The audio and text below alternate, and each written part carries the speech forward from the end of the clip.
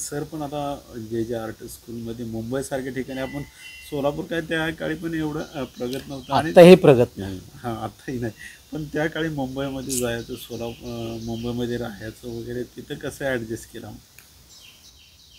खूप सुंदर प्रश्न आहे बरं का. म्हणजे टर्निंग पॉईंट ज्याला म्हणतो ना, जसं मी चित्रकार होणार होतो इकडे वळलो.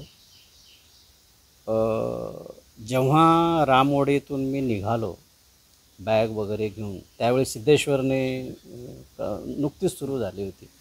रिझर्वेशन पण नव्हतं. या रिझर्वेशन काय आहे हे मला माहीत नाही. आपण जनरल बोगीतली लोक त्यावेळी. तर माझी आई इतकी भोळी होती, ती रडायला लागली. ते म्हणाले, नाही नाही तू जाऊ नको. अक्षरशः माझ्या भावाशी भांडली ती. तुला तुमच्या नवरा बायकोला माझा मुलगा खटकतो, तुम्हाला नको आहे म्हणून तुम्ही हाकलून देत आहे माझ्या पोराला, अशी म्हणून राहिली. म्हणजे आईचं हृदय ना. पण तरी भावाने आईच्या रागवणं खाल्ल्या, शिव्या खाल्ल्या, पण पाठवून दिलं. ट्रेनमध्ये बसलो. 10 लोक सोडवायला आले होते सिद्धेश्वरमध्ये जनरल बोगीमध्ये. आणि प्रथम सर्वात आधी मुंबईमध्ये जेव्हा उतरलो, इतकं मोठं कारण त्याच्या आधी मुंबई पाहिलेली चित्रपटात पाहिलेलं असते आपण, मुंबई म्हणजे काय, पण प्रत्यक्षात पाहिलं नाही. इतकं मोठं. मग जे जे स्कूल पार्टमध्ये गेलो. एका मित्राने चिठ्ठी दिली होती. तिथे लक्ष्मण नावाचा एक खूप दयाळू आणि चांगला माणूस, तो जे जे स्कूल पार्टमधलं कॅन्टीन चालवायचा. कॅन्टीन होतं त्याचं. तर त्याच्याने आम्हाला चिठ्ठी दिली होती की हा मुलगा येतो आहे, त्याला मदत कर. तर त्यावेळी मी 20 वर्षाचा होतो.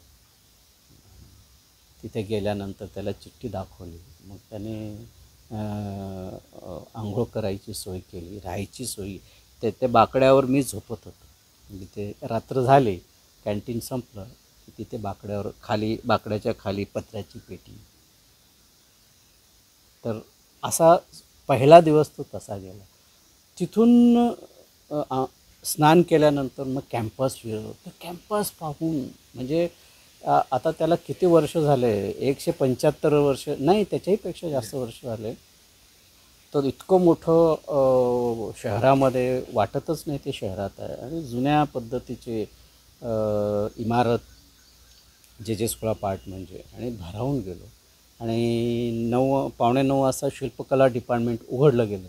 कॉलेज उघडल्यावर आत प्रवेश केला आणि मोठ्या हॉलमध्ये सगळे शिल्प बघून इतका प्रसन्न झालो, म्हणजे हरकून गेलो. आणि लगेच ऑफिस उघडल्यावर 10 वाजता ऑफिस उघडल्यावर शिल्पकलेचा फॉर्म घेतला आणि फॉर्म भरला. वडील नव्हते, आई होती, मोठे भाऊ होते. तर 4-5 दिवस तर तिथेच कॅन्टीनमध्ये काढले. दुसऱ्यांच्या घरी कसं किती दिवस राहणार ना. मदत म्हणजे मदतच.